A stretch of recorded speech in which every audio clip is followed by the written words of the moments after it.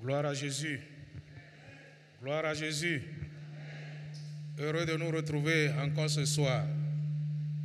C'est une grâce de Dieu que nous soyons encore du nombre de ceux qui le servent sur la terre. Que son nom soit béni. Amen.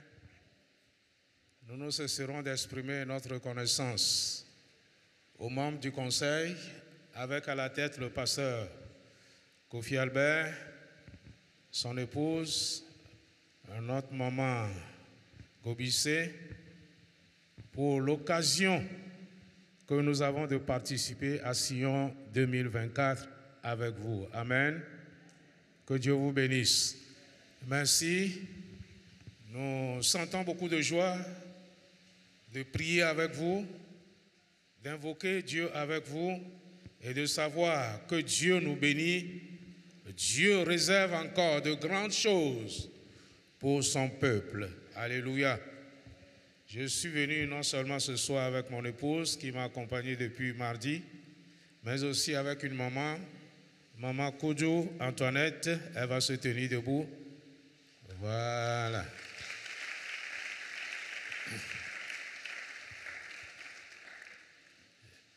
Merci beaucoup. Est-ce qu'il y a un visiteur ce soir? Est-ce qu'il y a un visiteur? Est-ce que quelqu'un est là pour la première fois? Il n'est pas là. Depuis dimanche qu'il n'est pas là, c'est la première fois, il est là. Qui est là pour la première fois ce soir? Nous tous, nous avons commencé ensemble depuis le vendredi. Que Dieu vous bénisse. Alléluia. Ce soir, j'aimerais parler des responsabilités qui sont les nôtres en tant qu'héritiers de Dieu et co-héritiers avec Christ. Les responsabilités ou bien nos responsabilités en tant qu'héritiers de Dieu. Nous parlerons de quelques devoirs et obligations à accomplir pour préserver notre précieux héritage. Notre pensée nous conduira à parler des obligations, des devoirs et des obligations pour préserver notre héritage. Je vais demander à notre maman Koza de prier pour nous.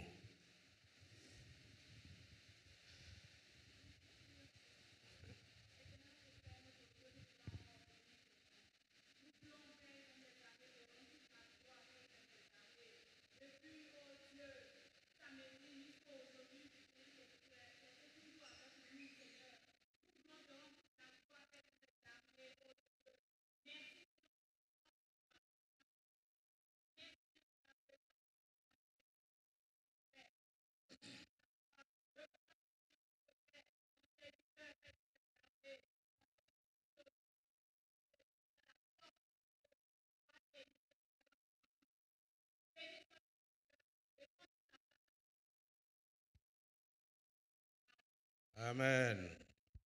Alléluia. Réalisez que l'héritage que Dieu nous garde, que Dieu nous promet, est si grand et glorieux. Alléluia.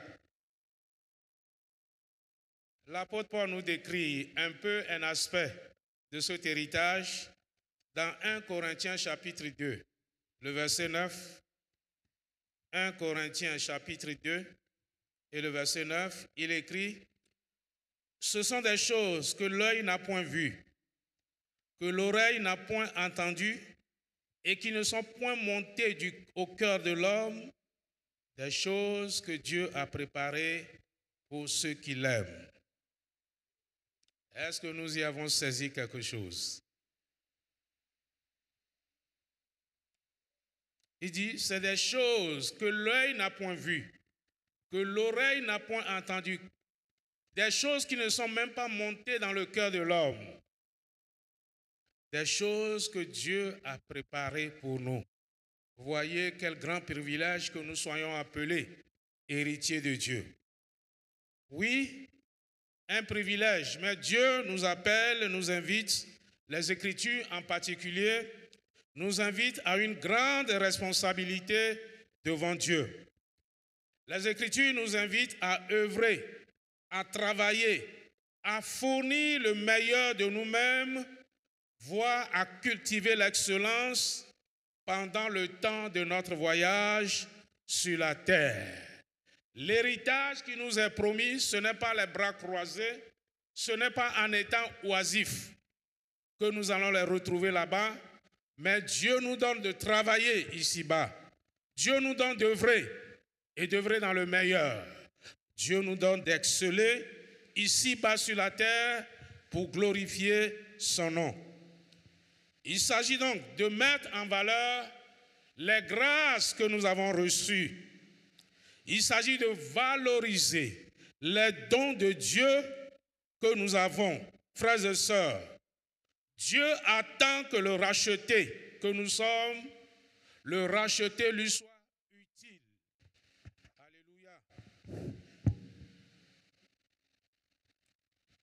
Dieu attend que chacun de nous, en tant que racheté, nous lui soyons utiles sur la terre, afin d'étendre son royaume, afin de faire briller la splendeur de l'évangile de Christ. Amen. Sois utile à ton Dieu. Tu peux le dire simplement, amicalement, à ton voisin, à ta voisine. Sois utile à Dieu. Encore. Deviens fécond. Sois productif. Sois productif dans le vaste champ de Dieu. Sois un canal de bénédiction pour ton frère. Sois un canal de bénédiction entre les mains de Dieu. Amen. Frères et sœurs, nous devons craindre quelque chose. Dans la parabole de Luc chapitre 13, il y a une parole que le maître du vigneron est venu dire ce jour-là qui fait peur. Il dit, mais pourquoi ce table occupe-t-il la place inutilement? Pourquoi occupe-t-il la terre inutilement? Sentence, coupez-le et puis jetez-le pour être brûlé. Que jamais, frère, l'esprit, ou bien on ne nous dise pas de telles choses. Pourquoi occupe-t-il inutilement la place? Qu'est-ce qu'il fait même dans l'église? Que vaut-il dans l'église? Quelle est sa place devant Dieu? Non. Chacun de nous doit pouvoir lutter pour être utile au Seigneur Jésus-Christ. Ceux qui veulent trouver ce texte, c'est dans Luc chapitre 13 et particulièrement le verset 7, la condamnation sévère qui dit « Pourquoi occupe-t-il la place inutilement ?» Prenons nos Bibles et lisons dans 1 Pierre chapitre 4. C'est le texte de la soirée. 1 Pierre chapitre 4, à partir du verset 7 jusqu'au verset 11. J'aurais pu demander qu'on nous mette ça en ligne. 1 Pierre chapitre 4, à partir du verset 7 jusqu'au verset 11. Je vais lire. La fin de toutes choses est proche. Soyez donc sages et sobres pour vaquer à la prière. Avant tout, ayez les uns pour les autres une ardente charité, car la charité couvre une multitude de péchés. Verset 9. Exercez l'hospitalité les uns envers les autres sans murmure. Verset 10. Comme de bons dispensateurs des diverses grâces de Dieu, que chacun de vous mette au service des autres le don qu'il a reçu. Verset 11. Si quelqu'un parle, que ce soit comme annonçant les oracles de Dieu. Si quelqu'un remplit un ministère, qu'il le remplisse selon la force que Dieu communique, afin qu'en toutes choses, Dieu soit glorifié par Jésus-Christ, à qui appartient la gloire et la puissance au siècle des siècles. Amen. Alléluia. Les temps sont courts. La fin de toutes choses est proche. Alléluia. Je m'en vais donc énumérer ce soir quelques pistes dévotionnelles qui nous permettront de préserver notre héritage et de pouvoir mettre en valeur ce que Dieu nous demande de faire sur cette terre afin que nous lui soyons vraiment utiles. Premièrement, et avant toute chose, la vie de mise à l'écart pour Dieu. Dieu nous ayant fait grâce, nous ayant sortis de la boue du péché, nous ayant séparés des ténèbres et nous fait amener dans son admirable lumière, frère, il est important que notre mise à l'écart du monde pécheur, du monde coupable, soit continuelle. La mise à l'écart pour Dieu. Dans 2 Corinthiens chapitre 6, verset 12. 2 Corinthiens 6, le verset 12. Séparez-vous d'eux. Sortez du milieu d'eux et je vous accueillerai, dit le Seigneur. Dieu nous demande de nous séparer de tout compromis avec ce monde, de toute compagnie qui ne glorifie pas Dieu. Et il dit, je vous accueillerai. La promesse est là. Veuille Dieu accueillir celui qui prend la décision de se séparer du péché, de se séparer de l'iniquité, de se séparer de toute forme de compromission sur cette terre. Et l'apôtre Pierre ajoute, dans 1 Pierre chapitre 1, le verset 15, 1 Pierre chapitre 1, le verset 15, c'est un verset qui me tient à cœur. Puisque celui qui vous a appelé est saint, vous aussi soyez saints dans toute votre conduite.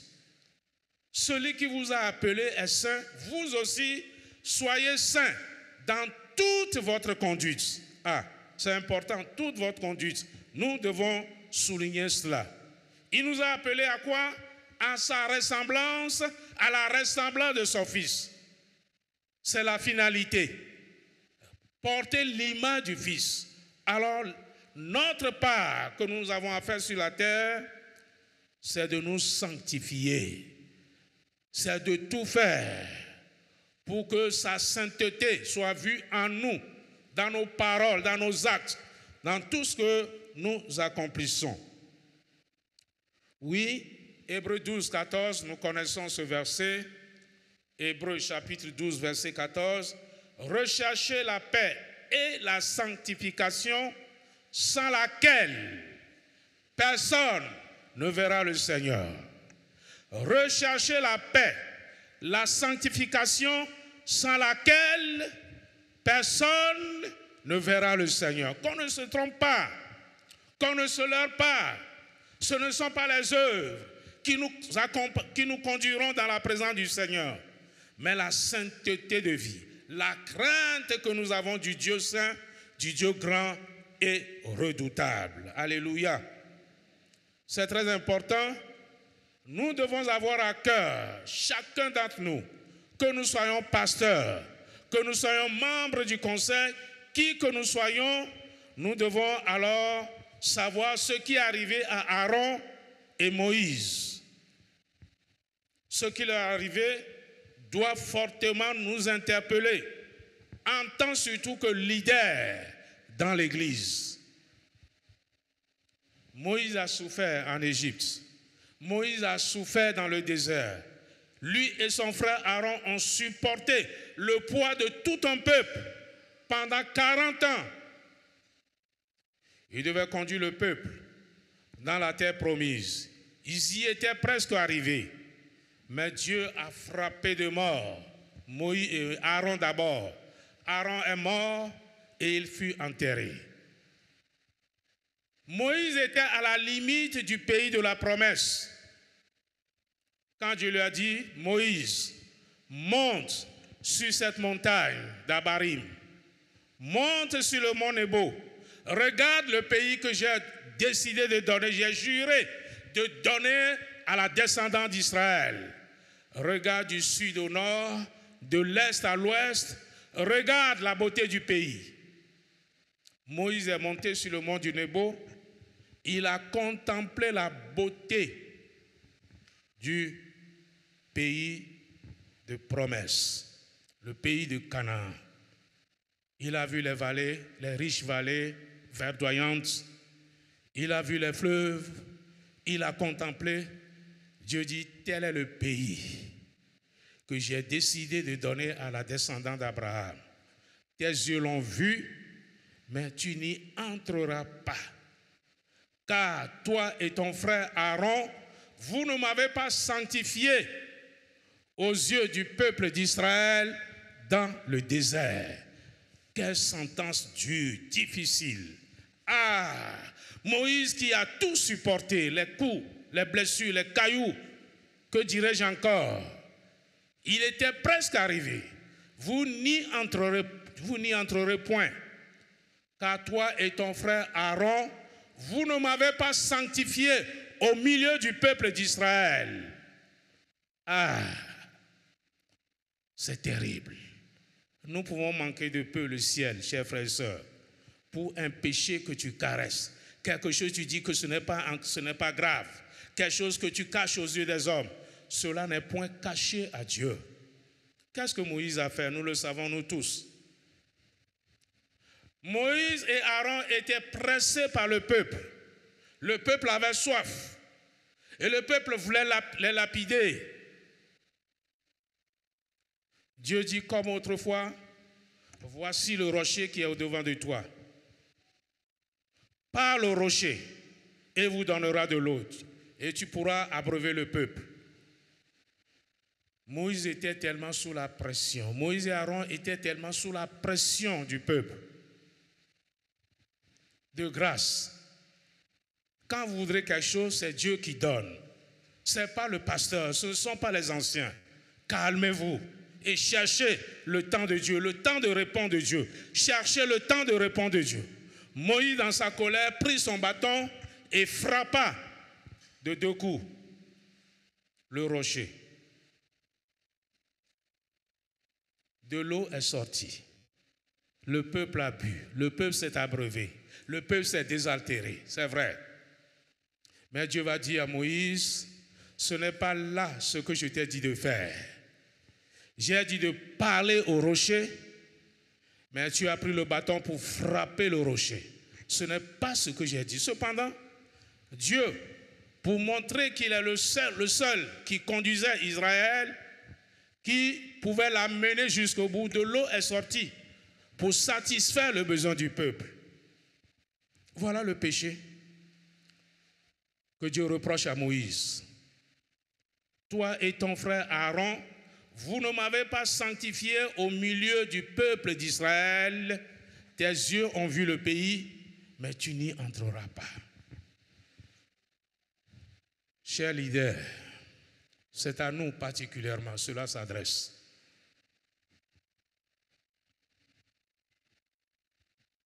La fin ne justifie pas les moyens. Faisons beaucoup attention. Ce n'est pas parce que ça marche et je peux faire comme je veux. Tu peux faire comme tu veux, non. Il y a des règles. Il y a des choses à suivre pour glorifier le nom de Dieu. Vous ne m'avez pas sanctifié. Vous n'avez pas honoré ma parole. La première fois dans le désert, Moïse a dû frapper le rocher. Mais la deuxième fois, Dieu lui dit, il faut parler au rocher. Il faut t'adresser au rocher et non pas le frapper. Ce sont là des images très fortes de ce que Dieu a fait pour nous. Christ, la première fois, a souffert à la croix. Il a été crucifié, il a été maltraité, il a été malmené. On l'a percé, on l'a écrasé sur la croix de Golgotha. Mais quand il est sorti de là, il est mort, il est ressuscité, il est sorti glorieux. La Bible dit que personne d'autre de nouveau ne crucifie encore le Christ. Ta manière de vivre, ta manière de te comporter, ce que tu fais en cachette, ressemble à ce que Moïse et Aaron peut-être ont fait. Tu veux de nouveau crucifier le Christ. Non, ça ne passera pas. Sanctifions Christ le Seigneur. Jeunes gens, sanctifiez Christ dans vos vies. Messieurs, madame, sanctifiez Christ dans vos foyers sanctifier Christ dans vos maisons. Alléluia. Il est important que nous puissions alors nous sanctifier. Nous puissions jour après jour veiller sur nous-mêmes pour que la mort ne nous surprenne pas. Dans un mal non confessé, dans un péché dans lequel nous vivrions encore. Oui, pour préserver notre héritage, la deuxième chose que j'ai relevée ici, c'est la connaissance de la parole de Dieu. Cela est très important, la connaissance de la parole de Dieu. Je ne vais pas trop m'attarder là-dessus, mais vous encouragez, nous encourager tous à la lecture de la parole de Dieu, à la méditation de la parole de Dieu, et plus encore, à des séances d'études, à des séminaires, à des camps d'études sur la parole de Dieu. Aujourd'hui, c'est difficile. C'est difficile d'ouvrir sa Bible. J'étais allé rendre visite à une dame la semaine surpassée. Je ne me sentais pas bien, mais l'esprit m'a poussé à aller quand même. Alors, la saluer. Quand j'y suis allé, nous avons causé, échangé un peu. Dit bon, le Seigneur avait mis une pensée sur mon cœur, m'a dirigé. J'ai dit, madame, je peux avoir votre Bible? Elle a dit aux enfants, allez prendre ma Bible là-bas, à côté du lit, au-dessus du lit, quelque part. La Bible est venue, c'est vrai. Et elle-même s'est empressée pour ouvrir la Bible. Quand elle a ouvert la Bible, s'il vous plaît, c'est les petits cafards qui couraient ça et là, de gauche à droite. Mais comment c'est entré? Elle était gênée. Cela veut dire tout simplement que cette Bible ne s'ouvrait jamais. Les cafards, beaucoup même, ça sortait. Les petits cafards. Je crois qu'elle-même devait comprendre son mal, son péché.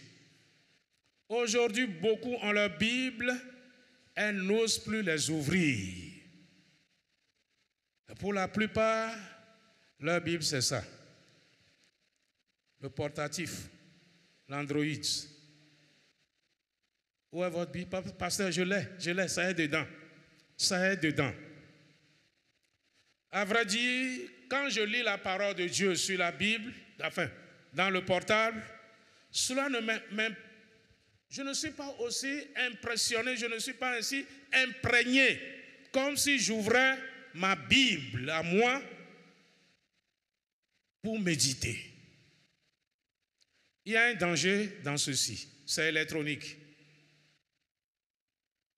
Les applications de Bible que nous téléchargeons de gauche à droite, c'est dangereux. On peut facilement changer, modifier un verset et introduire là-dedans.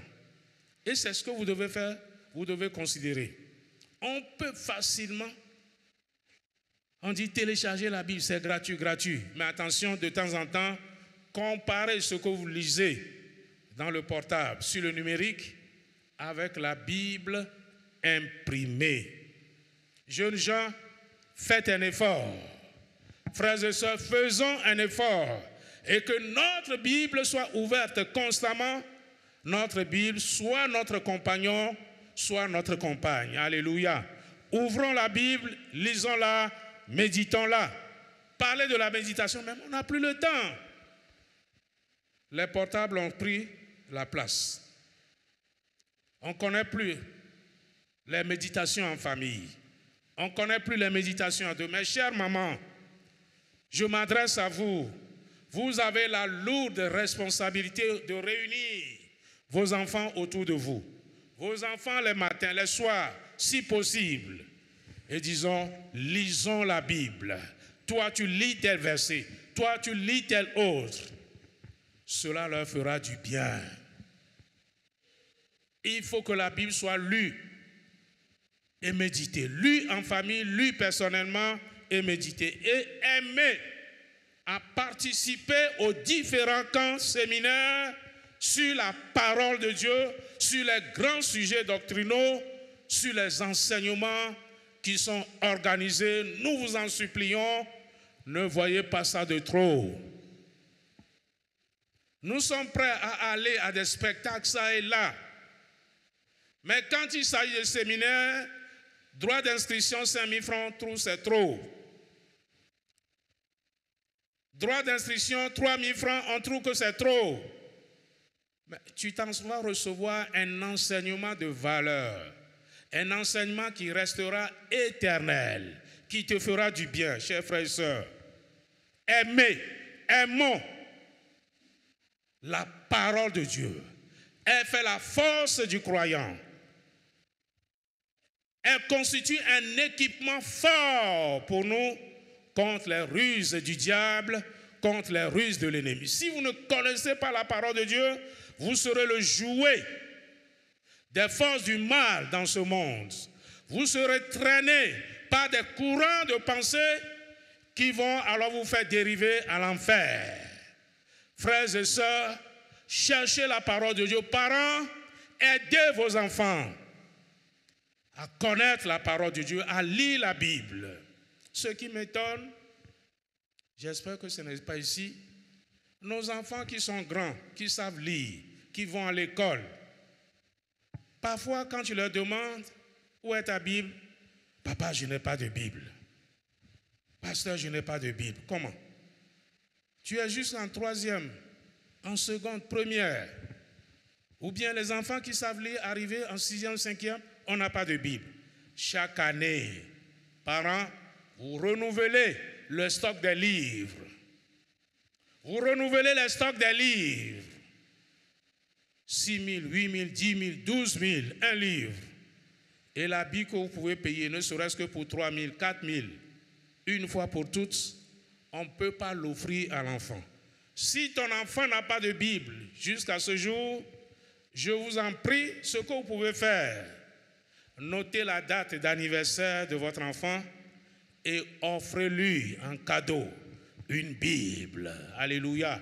Offrez-lui une Bible et dites-lui de prendre soin et de pouvoir chercher à la connaître. Frères, c'est très important la connaissance de la parole de Dieu, sinon nous ne pouvons pas entrer dans les mystères des choses révélées dans les Écritures. Si tu n'as pas la parole, comment tu peux le faire? Troisièmement, troisième piste, l'obligation de la prière. C'est moi qui parle d'obligation. L'obligation de la prière. Nous avons d'abord dit la sanctification, la mise à part pour le Seigneur. Deuxièmement, l'importance de la connaissance de la parole de Dieu. Et maintenant, l'obligation de la prière. L'obligation de la prière. Être chrétien, ce n'est pas avoir reçu le baptême d'eau un jour et puis on s'assoit. On s'assoit.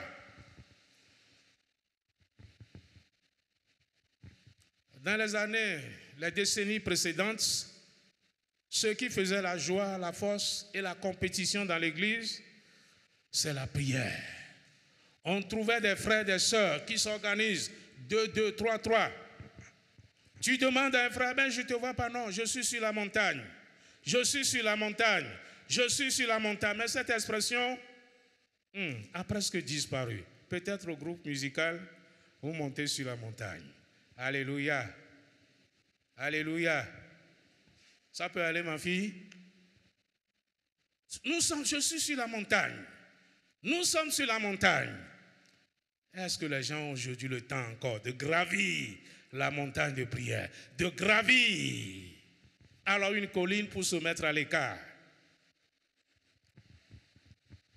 1 Samuel chapitre 12, verset 23. 1 Samuel chapitre 12, verset 23.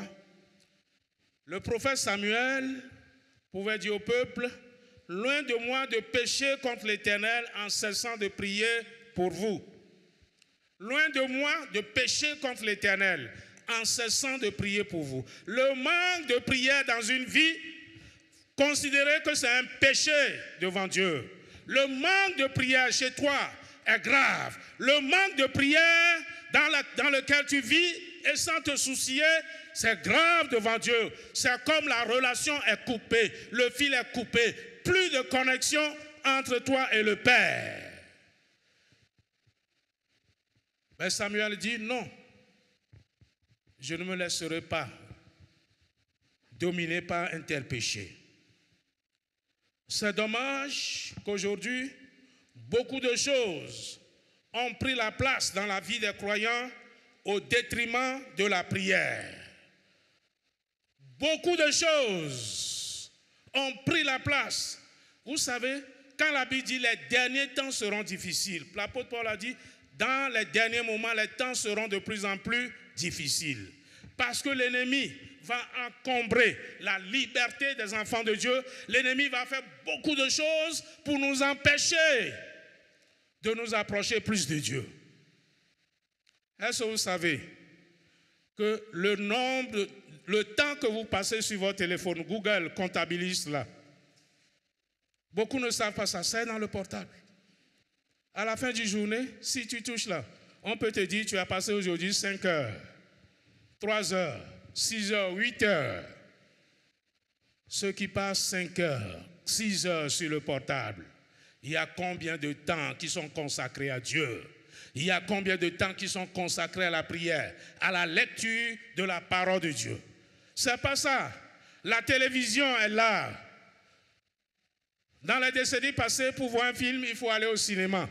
Aujourd'hui, la gente ne connaît plus alors le cinéma. C'est à la maison, c'est dans ta chambre, au salon. Il y a une soeur qui vient toujours en retard. Un jour, je lui ai dit, mais qu'est-ce qui se passe? Toi, tu viens, le culte commence à 8 heures et souvent, c'est après 10 heures, tu viens tous les dimanches. Que fais-tu samedi nuit? Papa, je regarde un peu la télévision. Je dis, ce n'est pas un peu seulement. Ce n'est pas un peu.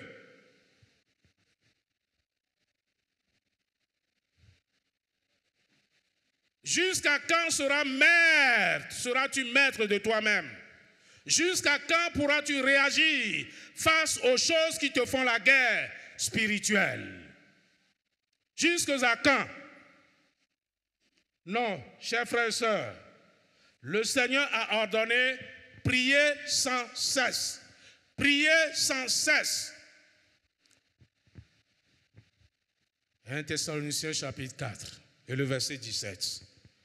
La prière ne doit pas manquer dans toute œuvre que nous faisons pour le Seigneur. Je répète, la prière ne doit pas manquer dans toute œuvre que nous faisons pour le Seigneur, dans notre ministère, dans ton service. On reviendra à ce mot ministère. Quand on dit ministère, on voit seulement les pasteurs. Non. Celui qui a nettoyé, a arrangé les chaises, c'est son ministère, c'est son service devant Dieu. Celui qui a acté de compter la présence ce soir des uns des autres, c'est un ministère qu'il a. Frères et sœurs, la prière donc ne doit pas manquer dans l'œuvre que tu fais. La prière, c'est comme du sel sur le repas, sur tous les repas. Mesdames, quel repas vous préparez sans pouvoir l'assaisonner de sel? Quel repas présentez-vous sans pouvoir l'assaisonner de sel? La prière doit être alors ce qui assaisonne notre service, notre travail devant Dieu. La prière doit être en amont et en aval de tout ce que nous faisons pour Dieu. Amen. La prière doit être en amont et en aval. Ma soeur, au deuxième rang, ça veut dire quoi? Vous, oui, allez-y, explique-nous un peu ce que j'ai dit. La prière doit être en amont et en aval pour tout ce que nous faisons pour Dieu.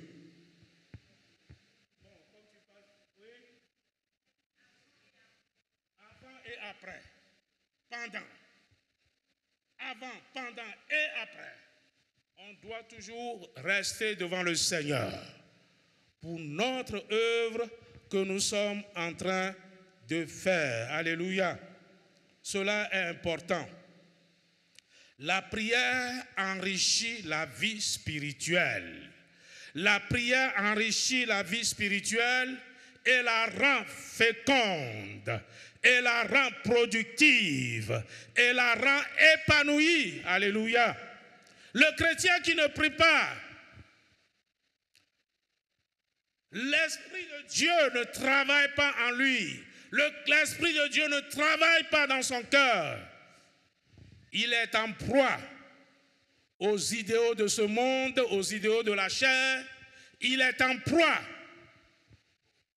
à toutes sortes de choses qui font la guerre à l'âme. Frères et sœurs, en ce moment précis, à qui de vous manque la prière? À qui d'entre nous ce soir il manque la prière? Il faut être sincère. Ce n'est pas parce que depuis Sion, on vient ensemble, on prie. Non. La prière dont on parle ici, c'est la prière personnelle. La prière dans l'intimité avec Dieu. La prière comme une arme pour servir Dieu. La prière communautaire d'ensemble, c'est bien. Mais nous parlons de la prière personnelle qui est comme ton âme, entre guillemets. Alléluia. Il est important de chercher à faire une prière véritable, une prière soutenue, une prière intime avec le Seigneur. Celui à qui manque la prière, qu'il aille donc devant Dieu et confesser ce péché, confesser ce manque dans sa vie pour que Dieu de nouveau puisse le combler. Alléluia. Et tu dois chercher pourquoi je n'arrive pas à prier. Pourquoi tu n'arrives pas à prier? Pourquoi tu négliges la prière? Tu dois le savoir. Peut-être il te faut lâcher prise. Lâcher prise certaines choses de ce monde qui t'ont envahi et qui sont en train de t'engloutir. Le manque de prière dans l'Église doit préoccuper tout leader établi sur le peuple de Dieu, comme le serait tout autre péché non confessé, tout autre péché connu plutôt. Je répète, quand on voit que l'Église s'affaiblit dans la prière, l'Église n'arrive pas vraiment à se lever comme un seul homme dans la prière, le leader doit s'en préoccuper et s'attaquer à ce mal. Loin de moi de pécher contre l'Éternel en cessant de prier. Le manque de prière est un péché, il te faut le confesser. Alléluia. Ce n'est pas la prière, nous pouvons revaloriser les choses spirituelles que Dieu nous a léguées, que Dieu nous a réservées. Chers frères et sœurs, c'est très important. Nous allons progresser un peu. Nous allons progresser et citer autre chose, comme le texte que nous avons lu le dit. L'exercice et la manifestation de l'amour mutuel au milieu de nous. Nous avons parlé premièrement de la mise à l'écart du monde, la sanctification. Nous avons parlé de la connaissance de la parole de Dieu, de la prière, et maintenant, l'exercice et la manifestation de l'amour mutuel. Que l'amour soit sans hypocrisie. L'amour soit sans hypocrisie au milieu de nous et pour toi, pour ton frère, pour ta soeur. Que l'amour, la charité soit sans hypocrisie. Aimons-nous les uns les autres, aimez-vous les uns les autres, a dit le Seigneur et recommande ainsi les Écritures. La Bible nous exhorte dans Romains chapitre 8, verset 8. La Bible nous encourage dans le livre de Romains au chapitre 13, verset 8. Ne devez rien à personne si ce n'est de vous aimer les uns les autres. La dette, ce n'est pas bon. Dieu n'aime pas la dette. Si tu dois à ton frère, à ta soeur, il faut honorer ta parole. Va, il faut remettre, il faut rendre ce que tu lui dois. Il ne faut pas qu'il y ait des chrétiens alors qui sont, qui sont endettés, qui sont engloutis par la dette. Non, ce n'est pas bon. Et n'accumulez pas dette sur dette.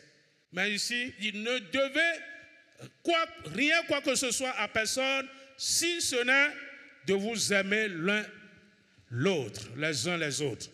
L'amour, c'est la seule dette que je dois à mon frère, je dois à ma soeur, je dois à mon prochain, je dois à ceux que je rencontre. Alléluia. Romains ne devait rien à personne, si ce n'est de vous aimer les uns les autres, car celui qui aime a accompli la loi de Dieu. Celui qui aime a accompli la loi de Dieu. Un jour, vous savez, le jeune homme qui est venu voir Jésus en lui disant, « Maître,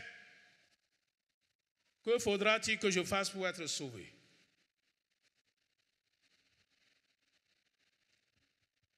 Tu aimeras ton Père, tu aimeras Dieu, tu aimeras... Il dit, j'ai fait tout cela. Et plus tard, Jésus va dire à ses disciples, toute la loi, toutes les Écritures sont réunies en un ou deux seuls commandements, aimer Dieu et aimer son prochain. Aimer Dieu et aimer son prochain. C'est là ce qui est difficile pour nous chrétiens. C'est là ce qui est difficile, pas seulement pour les chrétiens, mais pas tous les hommes. Parce qu'il y a des cas, il y a des situations où ouvrir son cœur, où aimer devient problématique. Frères et sœurs, c'est très important de nous aimer. Aimons autour de nous-mêmes, même ceux qui ne nous comprennent pas, ceux qui ne vous comprennent pas. Ayez un cœur ouvert, un cœur d'amour pour eux, un cœur d'amour envers eux. Aimez les proches, aimez les voisins de maison, les voisins de la cour, les voisins de quartier. Montrons-leur la vraie face de Christ. Montrons-leur la vraie face de Christ.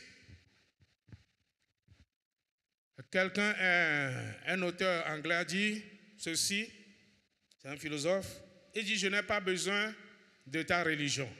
J'ai besoin seulement de voir ta religion au travers de tes actes.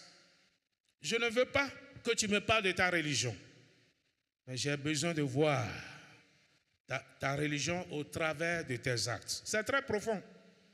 C'est très profond. Cela veut dire quoi? Ce que nous sommes parle plus fort que ce que nous disons et ce que nous faisons. Nous devons beaucoup faire attention au milieu des païens. Au milieu des païens où nous vivons, où vous vivez, au marché, au travail, partout. Nous sommes entourés des gens qui ne craignent pas Dieu. Mais nous, devons nous faire comme eux? Non. Est-ce que nous devons vivre comme eux? Non. Devons-nous nous compromettre comme eux? Non. Maintiens ta position d'enfant de lumière de Dieu. Maintiens ta position d'enfant de lumière de Dieu.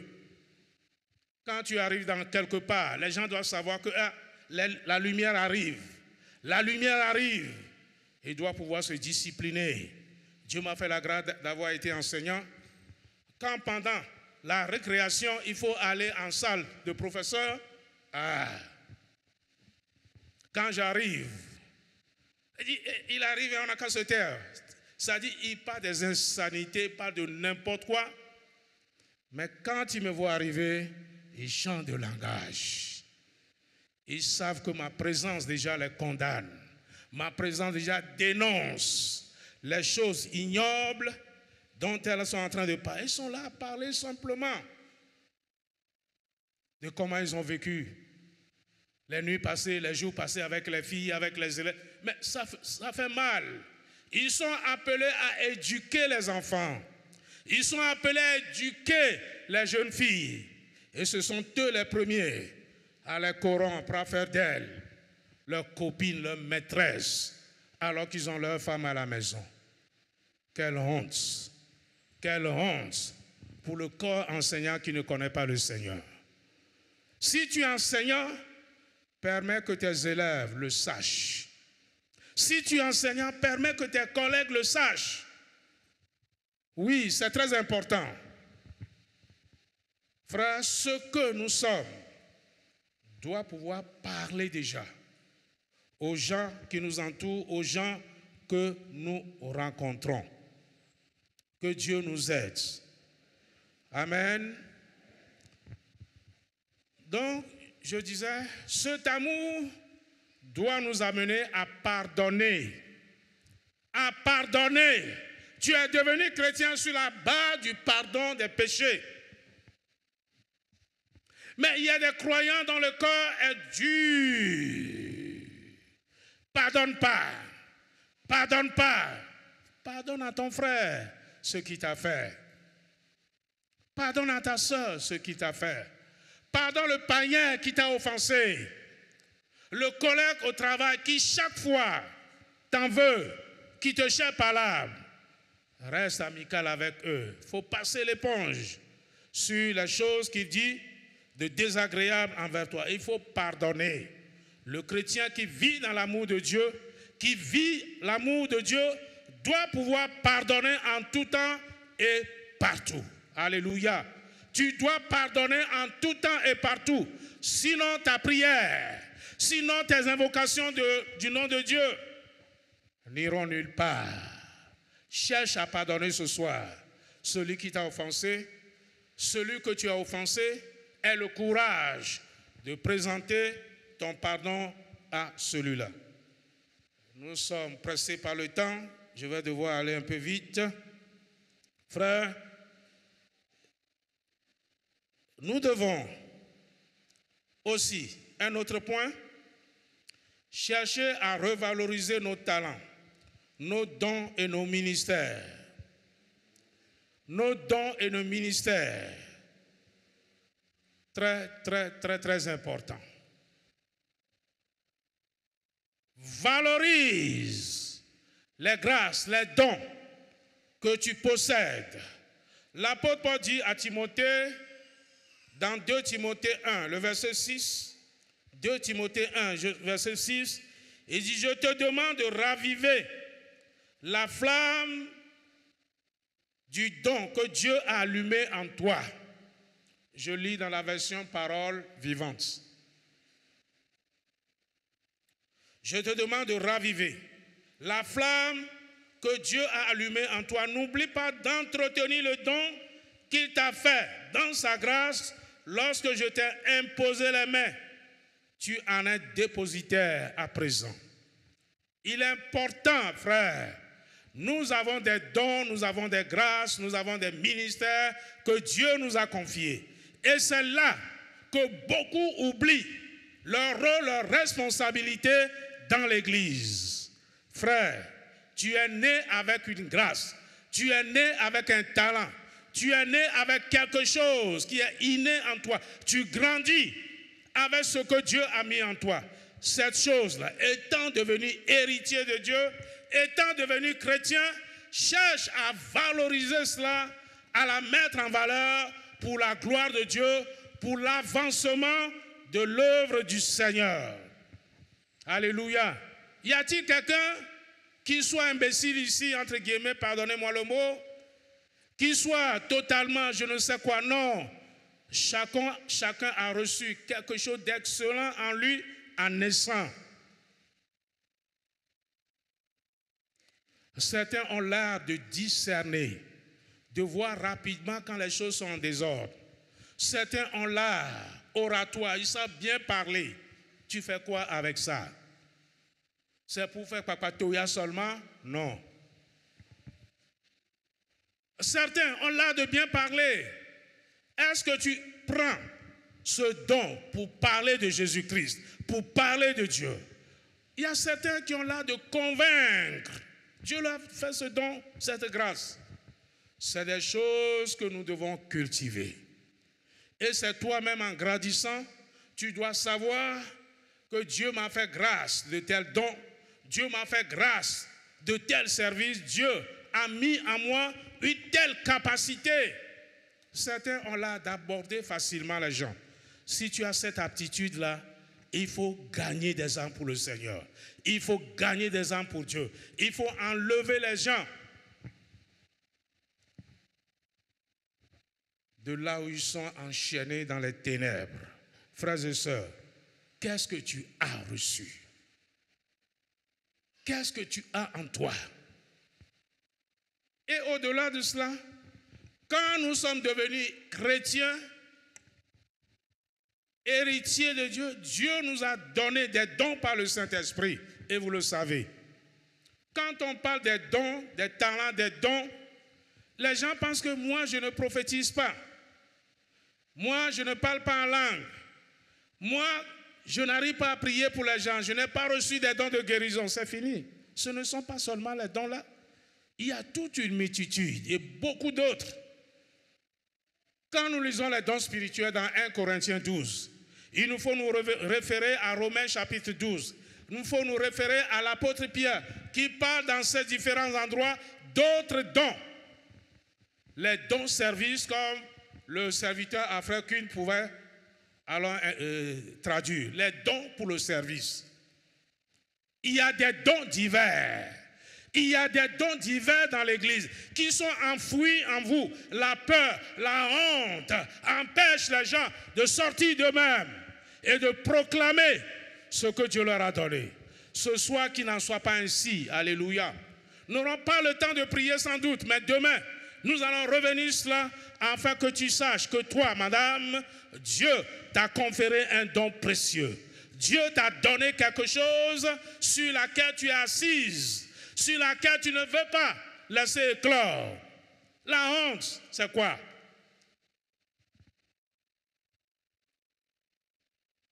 Parler de Dieu, non, j'ai honte.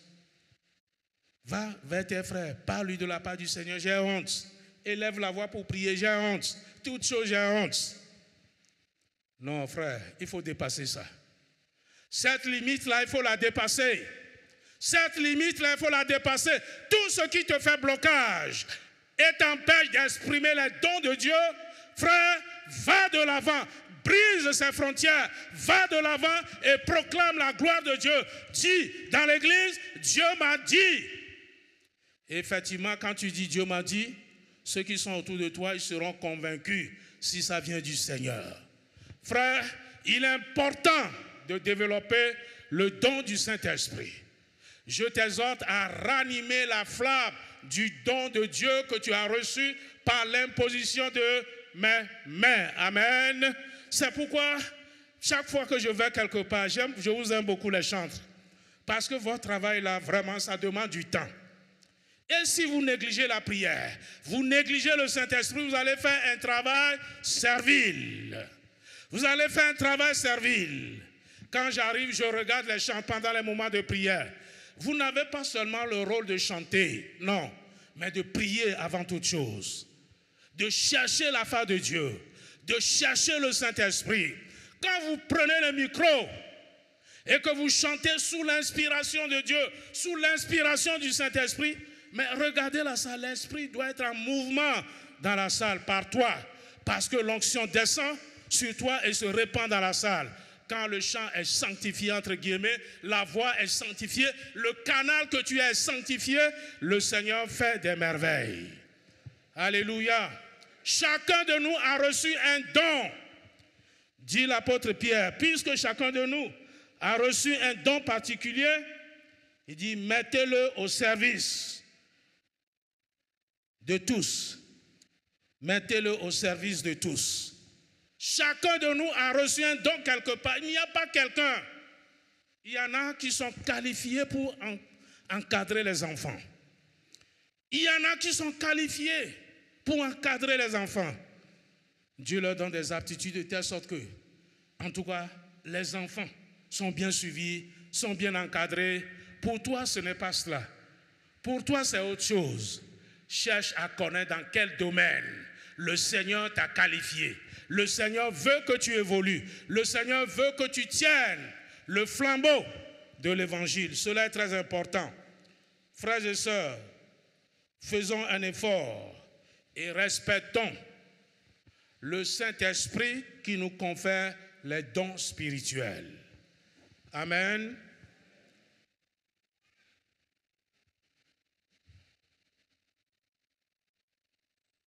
L'Église du Seigneur doit être l'Église de l'Esprit. L'Église du Seigneur est l'Église de l'Esprit. C'est le Saint-Esprit qui est le président, qui doit dominer sur chacun, qui doit conduire chacun, qui doit alors conduire. Hier, j'étais prêt à prêcher.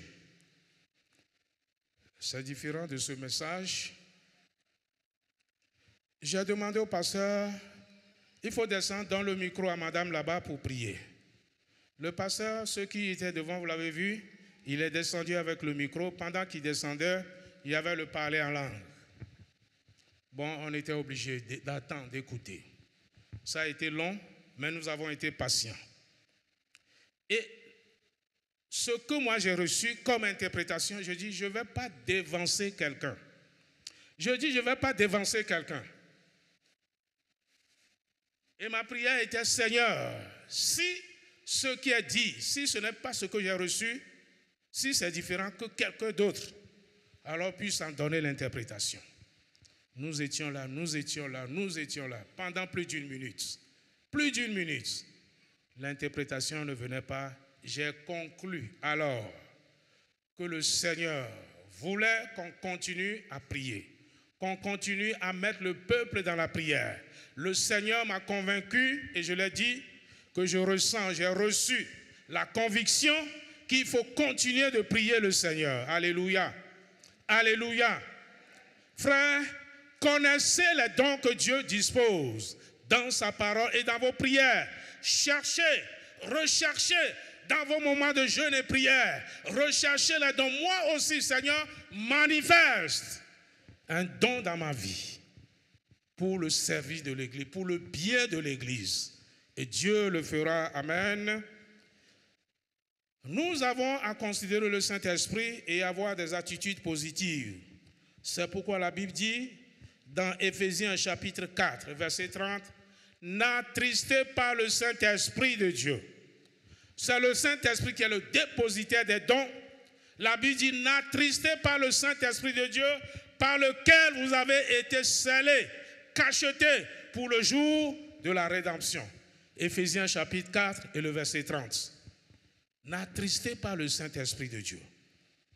Aussi, la Bible nous avertit, n'éteignez pas le Saint-Esprit. Si vous ne l'attristez pas, ne l'éteignez plus, c'est plus grave. Éteindre le Saint-Esprit dans sa vie, c'est plus grave. N'éteignez pas le Saint-Esprit. Dieu te parle, l'Esprit te parle, tu as la conviction, mais tu t'en vas tout droit pour foncer dans le mur. Vous connaissez Balaam. Dieu l'a dit, tu ne vas pas. À plusieurs reprises, Dieu l'a averti, Dieu l'a mis en garde. Tu n'iras pas avec les envoyés du roi Balak. Et cependant, il s'est entêté jusqu'à ce que le Seigneur dit, bon, vas-y, la volonté permissive, vas-y. Puisque tu veux aller avec ces gens, vas-y. Mais lorsque tu seras arrivé, tu ne pourras dire que ce que j'ordonne de dire, et non pas ce que Balak veut que tu fasses. Quand le Saint-Esprit avertit, tu t'entêtes, bon, il te livre. Vas-y, fais ce que tu veux. Mais tu iras à ton malheur. Bien-aimés, n'éteignons pas le Saint-Esprit par nos actes, par nos paroles, par nos manières de faire. Et enfin, ne méprisez pas les dons du Seigneur. Les dons du Saint-Esprit, ne les méprisez pas. Ne méprisez pas la prophétie, ne méprisez pas le parler en langue, ne méprisez pas. Alors un don qui se manifeste. Ah, c'est pas lui, on a dit, il a don de guérison. Il a prié hier pour le frère n'est pas guéri. Il a prié, il n'a pas guéri, ce n'est pas son problème. Adresse-toi à Dieu, pourquoi il n'est pas guéri? Le frère a fait son travail. Dieu t'appelle, Dieu dit, sors, va dans tel lieu, prie pour telle personne. Maladie que j'ai vue là-bas, là, c'est trop grave. Dieu dit, va. Et si je vais, il ne guérit pas, ce n'est pas ton problème. Tu vas faire le travail que Dieu, ton Dieu, te dit de faire. Va faire le travail. Si je prie et que j'échoue, bon, je peux me mettre en cause, mais c'est Dieu. Les débutants, très souvent, venez, on va prier. Quand on va dire les dons, venez, on va prier pour les dons spirituels, les dons de guérison. Wow, tout le monde vient. Tu veux avoir les dons de guérison pour faire quoi? Pour faire quoi? Mais pour ne plus avoir le temps pour toi-même, que Dieu veut te donner un tel don. Dieu va t'appeler dans des circonstances bizarres et difficiles pour dire va prier pour telle chose. Il y a des cas redoutables qui vont se présenter devant toi. Ah, je me rappelle comment Dieu m'a confondu. Ah, ma femme est là, qui me soit permis de donner encore ce témoignage ce soir, avant de terminer. Pasteur, pardon.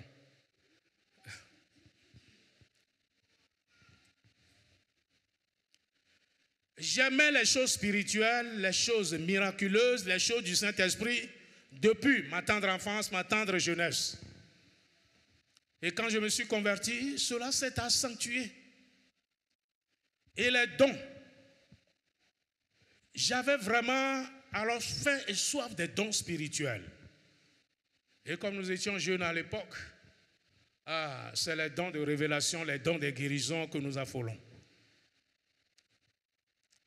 Une nuit, je ne sais pas si nous étions revenus de la réunion ou pas, mais le temps était avancé. J'étais en première année de formation pastorale, c'était les vacances, je suis venu. Et puis une nuit, après 22 heures, une sœur envoie son enfant très malade, le corps chaud, le ventre ballonné. Quand j'ai vu l'enfant, je dis, mais je suis pasteur, mais ça là, il ne faut pas que ça va se passer devant moi ici. J'étais en train de balbutier, tourner. Madame, vous avez envoyé l'enfant à l'hôpital. Ma femme a regardé, m'a lorgné. Une fois, deux fois. Et puis m'a dit, la sœur est venue là, c'est pourquoi. Elle est venue avec l'enfant pour que tu pries pour l'enfant. Je lui demande si elle est partie à l'hôpital. Bon, déjà, j'étais confondu. Je n'ai pas saisi. Deuxième chose, je pousse mon incrédulité à dire encore une deuxième fois, ma maman, si on pouvait purger l'enfant, au moins le ventre allait descendre. Le ventre était ballonné, le corps chaud. Je dis, maman, mais on n'a pas de... À l'époque, cette nuit-là, notre gaz est fini. Donc, le gaz venait de finir. Quand Dieu veut faire la chose là, il confond. Je dis, mais on n'a même pas, tu ne peux même pas chauffer de l'eau, le gaz est fini, sinon on allait purger l'enfant. Ma femme a ramassé, j'avais honte devant la sœur. La sœur est venue chez nous, qu'est-ce qu'elle demande? Que tu pries pour l'enfant, non? Tu demandes si elle va à l'hôpital, si elle est à l'hôpital, si on a de l'eau chaude pour purger l'enfant, si on a ceci. Est-ce que c'est ce qu'il t'a demandé? J'étais confus, j'étais honteux. Seigneur, pardon. Là, je suis déjà que j'étais en erreur, j'étais en faute et que Dieu était en train de me parler. Ok, avec la petite foi qui est renée en moi, il a dit, madame, donnez l'enfant. J'ai prié cette nuit avec ma faible foi. Ma faible foi de cette nuit-là. Et puis j'ai remis l'enfant à la maman. Elle a mis l'enfant au dos et nous l'avons accompagné jusqu'à leur portail. Nous étions distants d'environ 200 ou 300 mètres, quelque chose comme ça. Et nous étions revenus à la maison, on s'était couché. Le matin très tôt, ma femme devait aller au marché. Elle est partie au marché là-bas, elle n'a pas duré, je ne sais pas si elle est venue prendre quelque chose à la maison. Et puis elle m'a dit, tiens, la sœur, toute joyeuse, a couru le matin pour me retrouver devant mon installation de marchandises au marché là-bas. Elle dit, Dieu a exaucé vos prières, Dieu a exaucé vos prières hier nuit. L'enfant, mon enfant est guéri, mon enfant est délivré, mon enfant est rétabli. Comment ça s'est passé? Si vous avez entendu il y a 1 minute, 2 minutes, là vous allez voir. À peine j'ai fermé le portail. Avant d'arriver à la porte de ma chambre, l'enfant a dégagé tout, a dégagé. Et puis la fièvre est partie. L'enfant a dormi toute la nuit.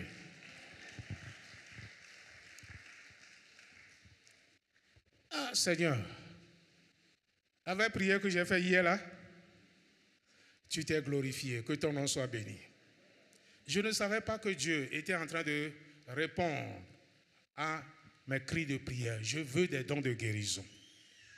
Une autre fois, on habitait, la cour, on habitait une jeune fille. Je ne sais pas, était tombée, possédée. En tout cas, on a tout fait. On a tout fait. Quand je suis arrivé, Seigneur, que ton nom soit glorifié. J'ai levé ma main, j'ai prié pour la fille, j'ai prié qui se débattait. Et en un instant, elle s'est endormie. Quand elle s'est réveillée, toutes les douleurs, tout ce dont elle souffrait, tout était parti. Ok, Seigneur, merci. La troisième fois, je devais prendre conscience de la chose et dire merci, Dieu, tu as fait des merveilles dans ma vie. Nous étions allés un soir avec le principal dans une annexe. C'était dans la région de Bongouanou là-bas, d'Aokro. Nous étions allés dans une annexe. Un soir, on est parti surprendre les frères et on a commencé à prier. Et puis, le principal m'a dit, Yaovi, lève-toi, tu vas imposer les mains aux gens. Ok, c'est un ordre. Je n'avais pas de choix. Je me suis levé et j'ai commencé à imposer les mains aux gens. Et voilà un frère haut de taille,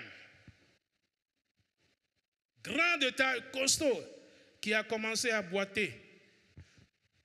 Avec un boîtier. Difficilement, il avançait. Qu'est-ce que moi je vais faire dans ça là? Frère, qu'est-ce que tu as eu? Tu as eu quoi? Il dit, c'est au champ. Au champ, c'est quoi? Il dit, je ne sais pas ce qui m'a piqué. Il pouvait difficilement se tenir debout. Pasteur me dit, mais qu'est-ce que tu attends? Prie pour lui. Ok. Je lui ai posé les mains. J'ai invoqué le nom du Seigneur. Et j'ai dit, sois guéri de ton mal. Que le Seigneur te rétablisse. Pendant que je priais un instant, voilà le frère qui a jeté son bois. Le frère a jeté son bois et a commencé à marcher, commencé à sauter, commencé à danser, à mon grand étonnement. Ah Seigneur, c'est glorieux ce que tu fais. Dieu l'avait guéri, ce n'était pas moi. Frère, depuis cette date, j'ai pris conscience que Dieu m'a appelé à prier pour les malades. Et nous l'avons fait de diverses manières. Nous avons vu des cas critiques guéris, nous avons vu des délivrances opérées, nous avons vu des femmes enfantées, des situations bizarres que le Seigneur a rétablies jusqu'à ce jour. Et nous en sommes fiers pour le don que le Seigneur exerce au travers de notre humble personne. Frères et sœurs, je le dis ce soir, quelqu'un doit réanimer son don. Quelqu'un doit réanimer le don que Dieu lui a donné. Longtemps tu prophétisais, et maintenant, longtemps tu avais des paroles de connaissance, et maintenant, longtemps tu pouvais venir dire des choses au pasteur. Où sont passées toutes ces choses? N'enterre pas ton don. N'enterre pas le don que Dieu t'a donné. Reviens, frères et sœurs. Revenez notre Père. Revenez à notre Père. Et recevez la vie de Dieu. Alléluia. Que le Dieu de paix soit avec vous. Nous allons nous arrêter là. Nous allons nous arrêter là. Et continuer demain, qui est notre dernière soirée avec vous, pour voir comment le Seigneur va nous orienter. J'encourage les uns les autres à activer les dons du Saint-Esprit dans leur vie, à développer les talents que Dieu leur a donnés pour le bien de l'Église, pour faire du bien aux frères, pour faire du bien aux sœurs, pour permettre l'avancement glorieux du règne de Dieu. Alléluia. Le privilège que Dieu nous a fait en nous désignant comme héritiers, nous avons de grandes responsabilités devant lui. Alléluia. Que personne ne reste les bras croisés. Que personne n'oublie qu'il est appelé à être utile à Dieu. Il est appelé à être un instrument dans la main de Dieu. À être un canal de bénédiction pour son frère. À être celui que Dieu veut, à la place qu'il veut dans l'église, pour que l'église avance. pour que l'Église avance, pour que le peuple de Dieu avance. Je crois fermement que des lendemains meilleurs attendent cette Église, parce que tu vas te lever, parce que tu vas monter de nouveau à la montagne de prière, parce que la parole de Dieu de nouveau va remplir ton cœur et que chaque jour tu vas te préoccuper de la grâce et de la gloire de Dieu. Amen. Que Dieu nous bénisse. Nous allons nous tenir debout, remercier le Seigneur ensemble pour ce moment. Oui, nos privilèges nous laissent devant nos responsabilités. La sanctification, la mise à l'écart, la connaissance de la parole de Dieu, la prière, comment revaloriser la revalorisation de nos biens, de nos talents, de tout ce que Dieu nous a donné. Commence à dire merci au Seigneur, commence à remercier le Seigneur.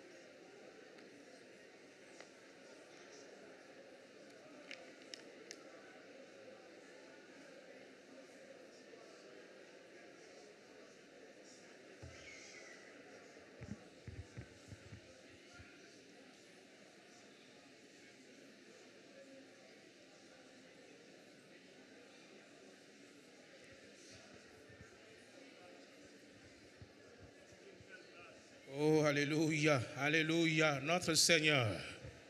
Ne se répand pas de cette au nom de Jésus.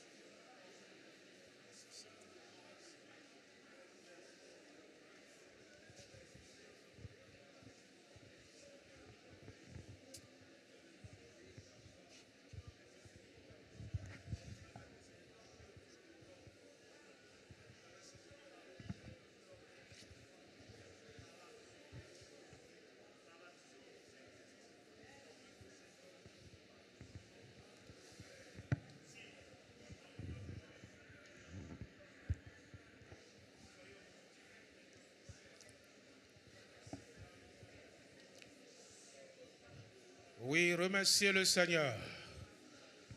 La chante, remerciez le Seigneur de ce qu'il vous a mis à part pour la célébration et la louange. Pour la célébration et la louange, que le Saint-Esprit vous visite puissamment dans votre service, dans votre ministère.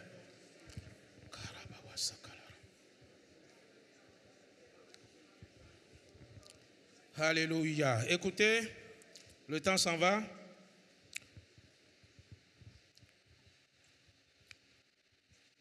Romains chapitre 11, verset 29, il y a un verset très important en cet endroit, Romains 11, 29. Il dit, le Seigneur Dieu ne se répand pas de ses dons et de son appel. Le Seigneur ne se répand pas de ses dons. Ah, pourquoi il t'a donné tel don? Non, je vais retirer. Non, Dieu ne fait pas ça. Pourquoi il t'a choisi pour être alors le porte-parole? C'est-à-dire pour avoir l'esprit de la parole de connaissance de Dieu. Et puis il va retirer, non. Dieu ne se répand pas de ses dons et de son appel. Alléluia. Alléluia. Qu'est-ce que tu as perdu? Qu'est-ce que tu as et que tu n'exerces plus? Qu'est-ce que tu as perdu? Mais quand on a perdu quelque chose, on recherche. On retourne à l'endroit où c'est perdu. Souviens-toi d'où tu es tombé. Souviens-toi ce qui t'a fait perdre, le don précieux de Dieu. Souviens-toi de ce qui t'a fait perdre, le don précieux que Dieu t'a donné. Autrefois, tu aimais la présence de Dieu, Mais aujourd'hui, ce n'est plus le cas. Souviens-toi, demande pardon. Demande pardon maintenant à Dieu et demande au Seigneur de revenir. Que tu reviens à lui. Prions le Seigneur. Je veux entendre des personnes prier. Je veux entendre des personnes qui sentent réellement qu'ils ont perdu quelque chose. Que ces personnes puissent élever la voix. Puissent élever la voix. Demande à Dieu de se souvenir de toi. Parce que tu t'es repensé la négligence, c'est la paresse, ce qui t'a fait perdre ton don. Toi, tu sais toutes choses.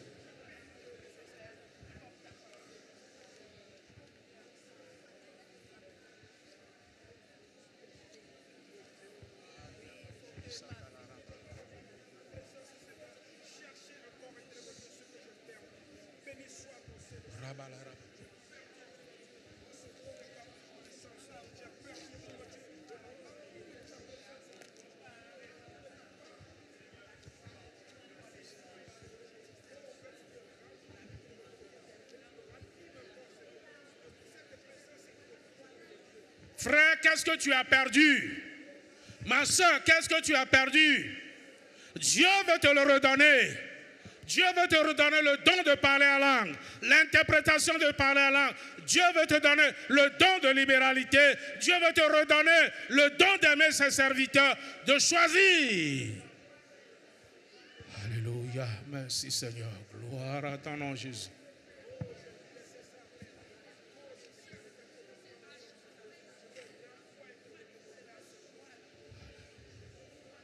L'amour de Dieu a pâli dans ton cœur.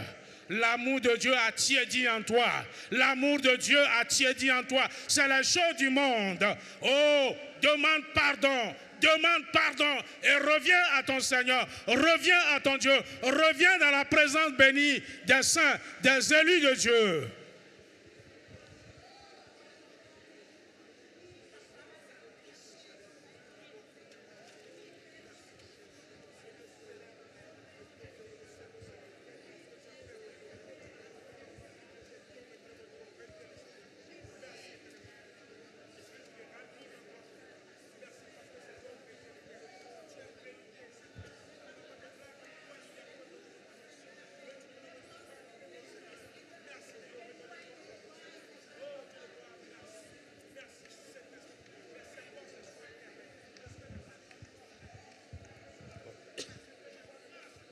Il est le Dieu miséricordieux.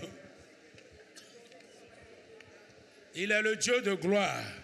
Il est le Dieu de fidélité. Il est le Dieu d'amour. Il va le faire.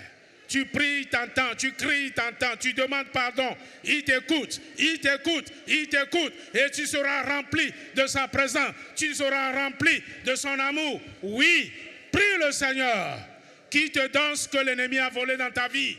Qui te donne ce que la paresse a fait perdre dans ta vie, qui te donne, qui te redonne ce que tu as perdu. Dieu est capable, ton Dieu est capable, c'est un Dieu d'amour et de miséricorde. Il veut revenir à toi, il veut revenir à toi. Tu retrouveras l'amour d'antan, tu retrouveras la joie d'avant, tu retrouveras la joie de servir le Seigneur.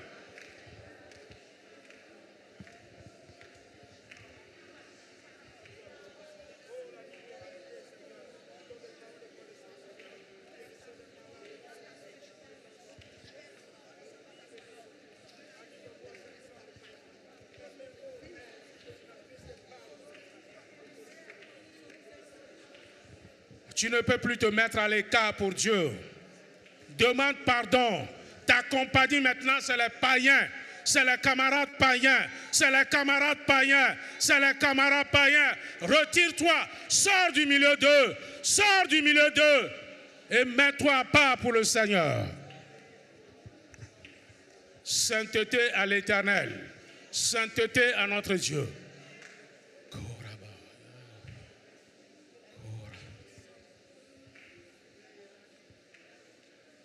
Sainteté à l'Éternel. Alléluia. À demander aux chantres de prendre leur place. Alléluia. Sainteté à l'Éternel. Sainteté Ah, ouais, notre Dieu, sur nos fronts, il est écrit sainteté.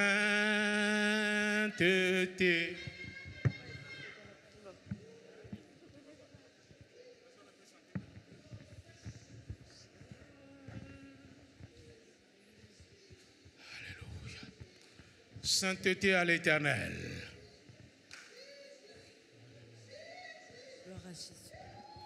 À notre Dieu, sur nos fronts, il est écrit sainteté à notre Éternel. Sainteté, sainteté à l'Éternel. Sainteté, sainteté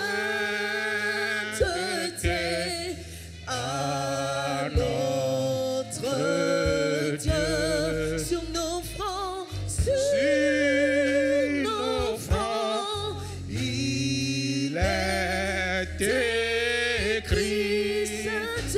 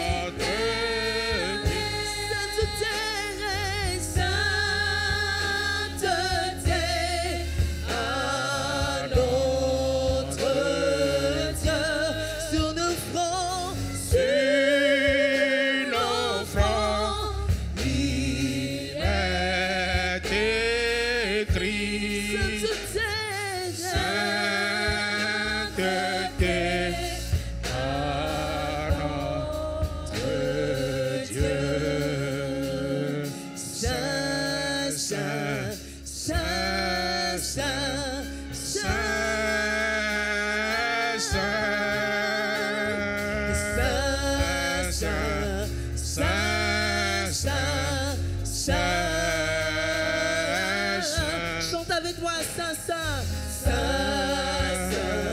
saint, saint, saint, saint, l'Éternel. Saint, saint, saint, saint,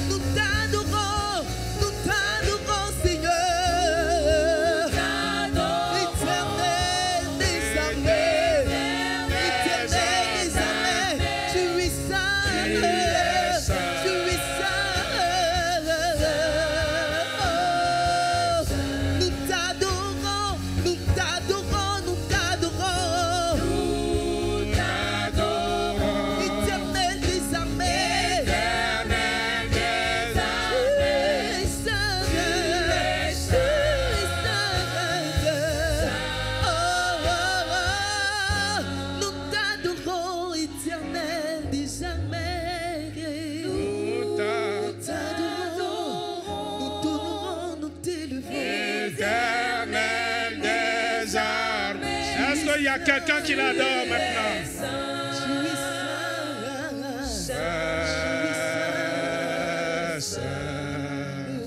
Le pasteur va prier et bénir le Seigneur pour nous tous et dit: Seigneur, nous sommes dans l'attente de l'effusion du Saint-Esprit, nous sommes dans l'attente de renouveler nos dons, nous sommes dans l'attente de communier avec toi.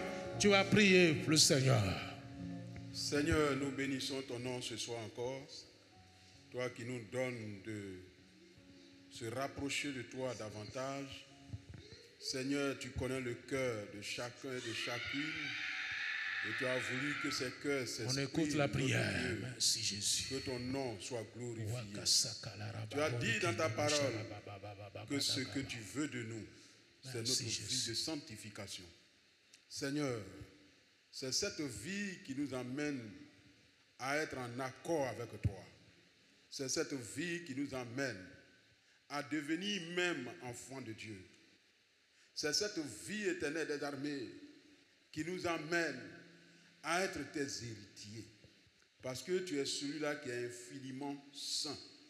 Que l'honneur te soit, notre Dieu. Alléluia. Cependant, ce soir, toi connaissant le cœur de chacun, toi connaissant les pensées de chacun, même ce qui nous attend dans notre lendemain, ta parole déclare que tu es omniscient, Seigneur. Alléluia. Tu maîtrises toute situation. Merci Jésus. Tu connais les ruses de l'ennemi. Tu sais ce qu'il entreprend à tout moment pour nous arracher de tes mains. Mais Père, nous voulons venir à toi. Et nous sommes à toi. Merci de déverser, Seigneur, ta puissance. De déverser, Seigneur, ton onction sur chacun de nous. Papa, prends le contrôle. Conduis chacun de nous. Prends le contrôle par ton esprit. Prends le contrôle par le cœur. Prends le contrôle. Dispose chacun de nous. Prends le contrôle. Restaure-nous parce que tu es digne. Tu peux le faire. Tu as la capacité, Seigneur. Tu as tout pouvoir pour cela, Seigneur. Nous t'en supplions ce soir. Et Seigneur, nous t'invitons. Merci de mettre en notre cœur cette joie. De mettre en notre cœur cette paix. Cette paix d'être en toi. Cette paix de reconnaître que tu es celui qui peut tout. De reconnaître que c'est toi, éternel des armées, qui veut que l'humain soit à toi, Seigneur, de façon universelle, comme une famille. Que l'honneur te soit, parce que tu bénis chacun de nous. Merci, Seigneur, au nom de Jésus. Amen. Amen. Veuillez vous asseoir.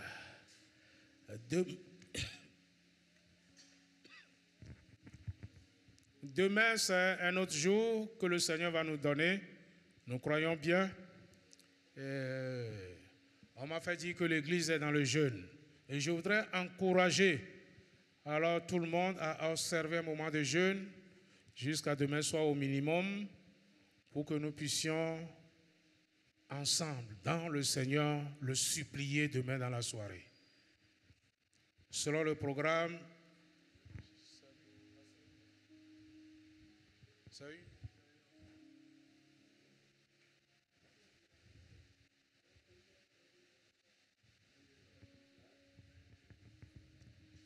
OK.